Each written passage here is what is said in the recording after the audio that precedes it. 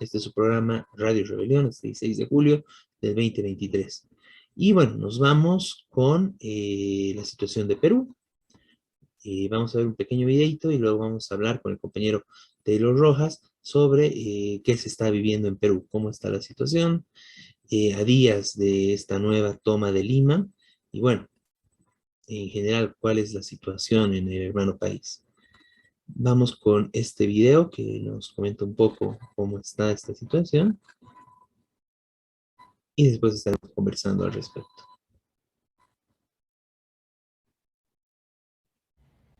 Tu amigo de siempre, Anthony Puri. Vamos, hermanos peruanos, este 19 de julio, todos somos Perú. Los amo. Juntos podemos sacar al Perú adelante. Atormentado pasó los días, despreciado por aquel Congreso que derramó sangre inocente, dejando huerfanitos que lloran muy triste. Vamos hermanos, vamos carajo, desperten pueblo, pueblo peruano. Mientras los ricos están gozando, lágrimas de dolor come mi pueblo. Todos los días muertes y asaltos, la vida en la calle ya no vale nada. Los gobernantes ratas y corruptos, con sus gabinetes y su prensa falsa. Vamos hermanos, vamos carajo, desperten pueblo, pueblo peruano. Mientras los ricos están gozando, lágrimas de dolor come mi pueblo. Todo yo daría por pueblo peruano, al verle sonriente mi vida daría. Todo yo daría por mi lindo Perú, al verle sonriente mi vida daría. Vamos hermanos, no se cansen de luchar por un Perú mejor, por un Perú juntos que podemos sacar adelante. Para todos mis hermanos provincianos, que vamos a lucharla juntos por sacar adelante nuestro país. Compartan amigos, que llegue a todo el Perú y el mundo entero esta música, este audio. Costa, sierra y selva, para mis hermanos del sur, Jica, Arequipa, Cusco, Moquegua y Tacna. Para mis hermanos de Juliaca, uno, que nos vamos al sur, Trujillo, Chiclayo, Cajamarca. Para mis hermanos de Huaraz, Huancavelica, Huánuco, y todo el Perú y el mundo entero, unidos.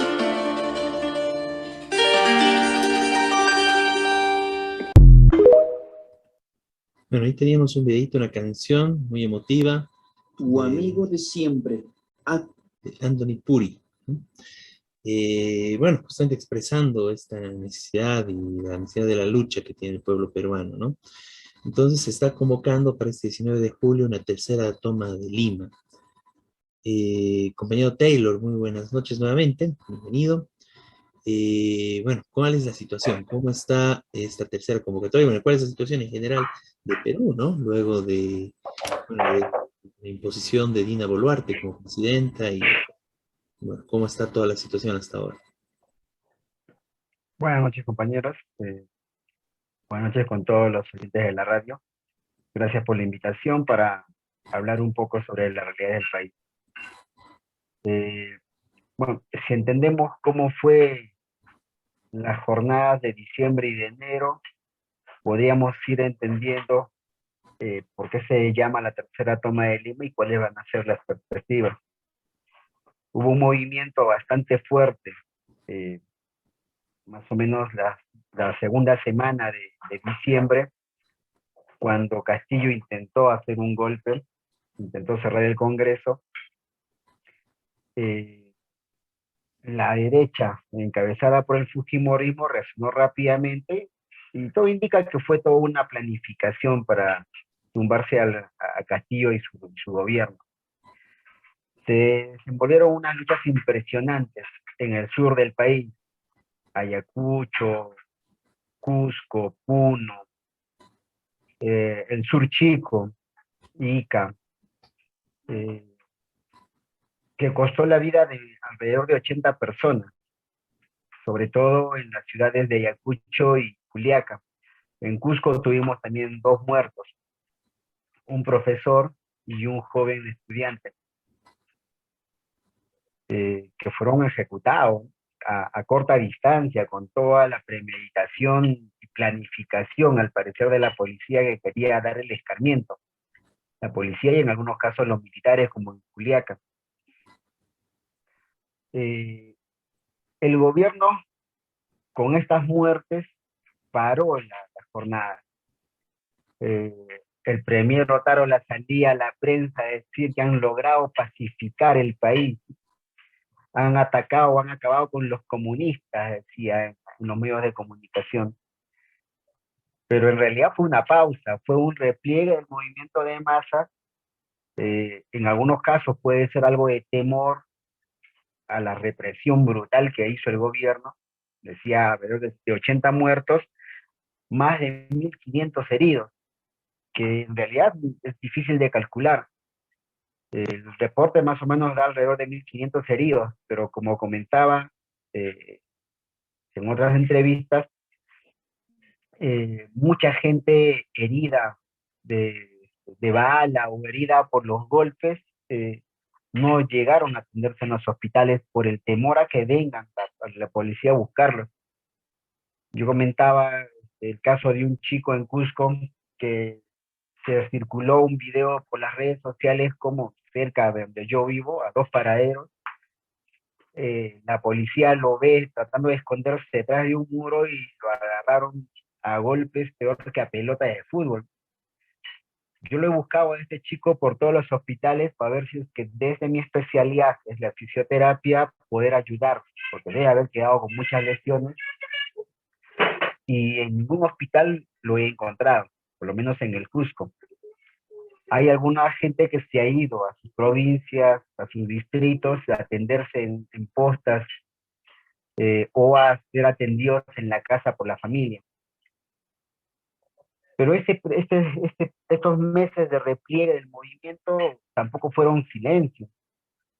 Se hicieron expresiones artísticas, manifestaciones más individualizadas o más pequeñas durante todo este periodo. Tenemos a un profesor enjuiciado en Juliaca por haber hecho desfilar a sus alumnos con la canción de Dina Asesina. En el Cusco, el mes pasado, que fue el Inti Raymi, se hace un desfile de alegorías de Bellas Artes del Instituto de la Universidad de Arte, y una de las alegorías llevaba el título de La Descarada, y en explicación del autor, el profesor que hizo esta representación, contaba que la representación estaba dirigida estrictamente para que sea Dina Boluarte la que salga ahí, pero como tiene presupuesto del Ministerio de Cultura, lo convencieron o lo instaron a que sea más sutil, entonces le pusieron la máscara de una danza que es la eh, Sahrawarni, creo, eh, pero le pusieron la bota militar y la banda presidencial. La gente siguió entendiendo que era Dina Boluarte. Y eso vino después con amenazas al docente que hizo esto, y al día siguiente del desfile misteriosamente esa alegoría y otras dos más que simbolizaban la represión o al gobierno represor, desaparecieron de la exposición que está a una cuadra de la Plaza de Armas de Cusco. Y en todas las regiones han habido ese tipo de manifestaciones donde iban los emisados, los ministros del gobierno, salían corriendo porque de pronto les caía la mancha de personas, de pobladores, acusándolos de asesinos, que renuncien, y prácticamente ya no pueden salir de Lima. Incluso en el mismo Lima, ¿no? Cuando se han ido a los distritos a hacer algo, los han terminado votando.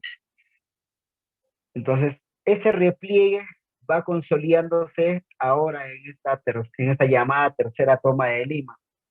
La segunda toma fue menos significativa, menos cantidad de gente, la prensa trató de minimizarla, y ahora se vamos a una tercera toma de Lima, y parece que va a tener mayor contundencia, porque mientras pasan los días, el gobierno se nota el temor que tiene a esta jornada, porque han empezado a buscar, a darle las herramientas a la policía y a la población para hacer una represión brutal. Hace un mes decían miembros del poder judicial, creo, decían que protestar, aunque sea pacífica, era un delito. Eh, y ahora la prensa va cargando con todo nuevamente, con que es Sendero el que está atrás, el comunismo, el terrorismo, está yendo nuevamente a la toma de Lima, no permitas esto. El gobierno se ha reunido con lo más rancio de la ultraderecha, el grupo llamado La Resistencia, que es el brazo matón, el brazo lumpenesco del fujimorismo, que después de reunirse con el ministro de Cultura, han salido bravucones a las redes sociales a amenazar que van a golpear y van a hasta matar a los terroristas que vienen a alterar el orden. Pero el movimiento de masas empieza a moverse más fuerte, todavía con diferencias, todavía no de forma unánime, con un pliego único. Hay 2 o 3 coordinadoras nacionales que están tratando de agruparlas. En Ayacucho hubo una reunión la semana pasada en el Frente de Defensa. Los castillistas tratan de meter el tema de la reposición de Castillo, mientras que los otros sectores dicen simplemente adelanto de elecciones. En el Cusco igual había una reunión el día sábado, en la FARTAG, que es la Federación Agraria Revolucionaria. Igual se plantea mandar los contingentes hacia Lima para esta jornada y hacer movilizaciones menores en la ciudad. Se han negado a paralizar completamente la ciudad como en diciembre, que sí hubo una paralización completa, escaseó el gas, escaseó los alimentos, y eso puso un poco en contra a la población de estas jornadas. Esta oportunidad se habla de no hacer eso, de hacer movilizaciones constantes y enviar los contingentes para Lima. El Frente de Defensa de Puno se han reunido todas las 13 regiones, las 13 provincias de Puno, y han acordado que cada provincia tiene que mandar un contingente de 1000 personas para Lima. El norte, que no ha sido atendido con esta crisis ecológica, esta crisis natural que hubo hace unos meses atrás, que no fue atendida en ninguna medida. El gobierno decía que no había plata, pero sí había plata para reprimir al pueblo, sí había plata para pagarle a los aeropuertos que ni siquiera han sido afectados. Uno puede entender que el de Cusco, el de Juliaca, el de Arequipa, que han sido tomados, han sido agredidos, digamos, todavía, ¿no? El gobierno podría tener una justificación de darle, creo que fueron 13 millones de soles, creo, pero el gobierno le ha soltado esa cantidad de dinero a todos los aeropuertos del país. ¿De qué tenía que ver el aeropuerto, no sé, de Quito, de Trujillo, de Cajamarca, donde no hubo mayor actividad? Entonces, ha habido dinero para eso, ha habido dinero para darle 5 sueldos de bonificación a los policías, ¿no? Un premio por matar a la gente, pero no había dinero para actuar en el desastre que ha habido. y las consecuencias se empiezan a ver ahora. El dengue ha aumentado de manera desproporcionada, ya se habla de una epidemia muy fuerte en el norte y en Lima. Los casos de Guillain-Barré han aumentado drásticamente en el último mes, incluso en el sur ya empiezan a manifestarse los primeros casos del síndrome de Guillain-Barré. Eh, pero se apunta a una jornada fuerte. Otro dato interesante es que el día de ayer se ha constituido una nueva organización estudiantil en el Cusco, eh, la Federación de Estudiantes Universitarios del Perú, que va a buscar hacerle el paralelo a la FEP controlada por Patria Roja, que también están convocando desde el sector estudiantil a las jornadas. San Marcos ha sido tomada hace 2 días por un problema con la rectora, que prefiere cancelar las clases presenciales y brindar el estadio a conciertos, que no era la primera vez. Entonces la universidad ha sido tomada. Construcción Civil también parece que se suma a esta jornada. El FENATEB, la organización paralela de los docentes secundarios, de los docentes de nivel básico, también están convocando a las jornadas. Y ese es el panorama. Y el gobierno se le nota el pánico que tiene. Ya hay contingentes significativos, como si fuera una guerra. Hay un contingente muy fuerte a las entradas de Lima, evitando que entre la población que está yendo. La prensa dice que solamente es de rutina, ¿no? Control de rutina para ver que no esté, pero no se hizo ese control de rutina cuando hace unos días entró un venezolano de manera ilegal al país y asesinó a un peruano. Cuando la policía lo agarra, no lo agarró, no, la policía ni siquiera lo agarró, la población lo terminó agarrando después de la redada que hizo la policía. Y cuando se le interviene a este tipo, recién había entrado hace 4 o 5 días de manera ilegal. Pero para evitar que entren todos los manifestantes de las provincias, sí hay un contingente poderoso, y no solamente de policía. Está la SUNAT, está eh, la Policía de Investigación, y está no sé qué autoridades, es más, es un conjunto de órganos del gobierno que están apostados en las entradas de Lima para buscarle el quinto pie al gato, para poder detener a la gente, para poder reprimirla y evitar que la movilización llegue. Pero contra todo esto, el pueblo está presente, se sigue organizando, se sigue convocando, la gente se sigue solidarizando con la jornada. Hace unos días me pareció interesante de un paciente que me decía: yo di 800 soles para la movilización, pero lo di a escondidas porque tenía miedo de que me filmen. La gran solidaridad que se ve del pueblo con estas jornadas. Desde el Partido de los Trabajadores nos sumamos a estas jornadas. No estamos de acuerdo con las direcciones que buscan aparatear, que creemos que es el punto de quiebre que no permitió el triunfo de las jornadas de diciembre y enero, que en alguna medida pues se hayan podido solucionar para esta, pero todavía no es claro. Pero sí llamamos a una articulación de los sectores de provincia y de los luchadores para ir a un solo puño a esta jornada y derrotar a este gobierno. Muy bien, muchas gracias, Taylor. Bueno, fue un informe muy completo, realmente nos comentaste todo, ¿no? Eh, Claro, desde el inicio del gobierno de Dina, antes incluso, ¿no? Ya con las maniobras que hizo Castillo. Y bueno, acá digamos el tema, para redondear esto, es de que esta tercera toma de Lima es para que se vayan todos, ¿verdad? Como mencionaba, no hay unidad en la consigna todavía en los movimientos. Ah, Los castillistas exigen básicamente que se restituya Castillo. El otro sector, que es el Comando Unitario de Lucha, exige adelanto de elecciones. ujú. El otro sector exige que se vayan todos. No hay una uniformidad, creo. En lo que coinciden es en el adelanto de elecciones. Incluso hasta la derecha más liberal, o digamos más pensante, incluso esta derecha que la están calificando ahora de los caviares, también se suma. Es más del 70% de la población que plantea el adelanto de elecciones pronto.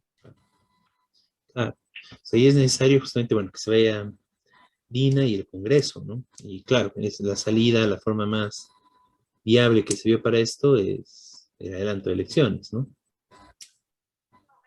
Así es. Bien, Miguel. Sí, bueno, muy importante el informe.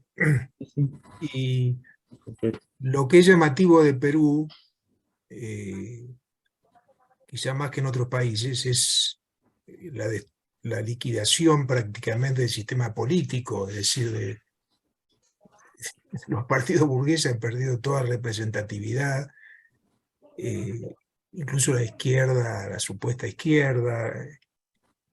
Son movilizaciones que, si bien tienen orientación, claro, están los de Castillo y están estos, pero prácticamente no hay organizaciones políticas. Es más, no se sabe qué va a pasar en las elecciones, quién va a, decir, cómo se va a representar. Por eso, el planteo que he visto del PT y que obviamente coincido, es del PT Unidos, es la lucha por un gobierno de trabajadores, de las organizaciones del pueblo trabajador, ¿no? Porque evidentemente hoy no hay prácticamente alternativa. Si la gente dice que se vayan todos, o que se vaya este, o que se vaya el otro, pero difícilmente por la positiva. Bueno, los que dicen que vuelva Castillo, en todo caso, sería una alternativa, pero que creo que son bastante minoritarios también.